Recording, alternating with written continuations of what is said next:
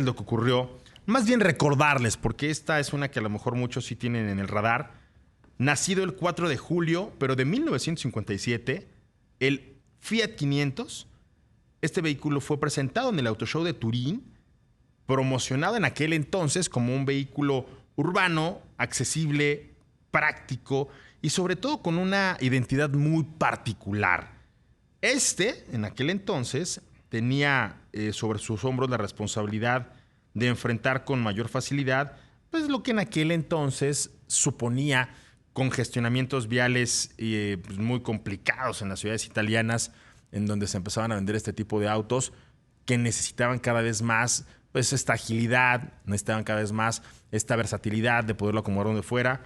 Si nos remitimos y para aquellos que han tenido la oportunidad de viajar, por ejemplo, pues a las grandes urbes italianas, a Roma, por ejemplo, es una pesadilla el tránsito. Si ustedes creen que aquí en la Ciudad de México es complejo, pues váyanse a estas ciudades europeas y vean cómo el poco espacio, no la planeación de las calles y los caminos en aquel entonces, con una transformación pues, tecnológicamente importante porque estaban diseñados los caminos para que pasaran carretas o a lo mejor otro tipo de vehículos y con el tiempo se llenaron de autos, pues era esto un tema necesario. 4 de julio, pero de 1957, pues llegó justo en el momento que tenía que hacerlo porque esta nación, este país, apenas y se recuperaba de una Segunda Guerra Mundial que demandaba una motorización indispensable. No estamos hablando del 57, pues llevaba apenas esta carga sobre sus hombros. Recuerden que los países que perdieron la guerra, el eje Berlín-Roma-Tokio, Italia, Alemania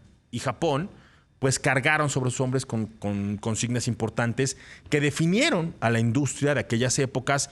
Eran países que obviamente tenían restricciones en cuanto al tamaño de sus máquinas, en cuanto al peso de sus máquinas.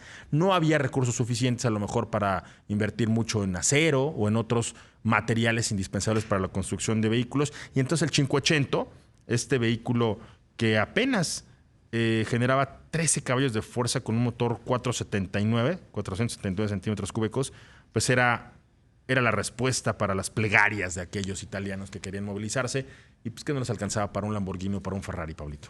Así es, señor Moreno. Y curiosamente, después de ese 4 de julio del 57, 50 años después, igual un 4 de julio para 2007, se presenta esta reinterpretación del Fiat 500, un coche que, bueno, tuvo muchas variantes, por ahí hasta recuerdo una Abarth, inclusive, si no mal recuerdo, también se produjo en México y hubo una edición final que todavía nos tocó manejar en su momento, pero bueno, también no nos tocó manejar la edición final. Nos tocó estar ahí cuando el mismísimo Luca Cordero de Montezemolo se fue a dar una vuelta por el stand de Fiat en donde presentaban este 580, el Retrocar.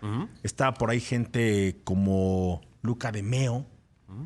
Estaba por ahí un tipo muy afortunado. Esta es pregunta de examen, Palito, porque sé que te la sabes. 7 veces campeón del mundo, alemán, que sufrió pues, un golpe importante esquiando. El señor Schumacher. Ahí estaba al ladito de Luca Cordero de Montezemolo, precisamente en la presentación de este 580, como tú bien dices, también un 4 de julio, pero 50 años después.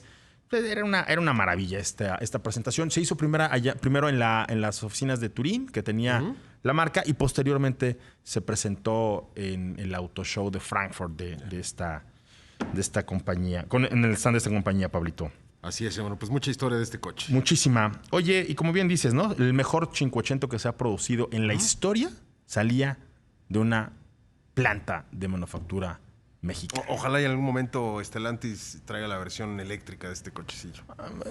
Ojalá. Y si la hacen en México volverá a ser buena, si no, quién sabe. Oye.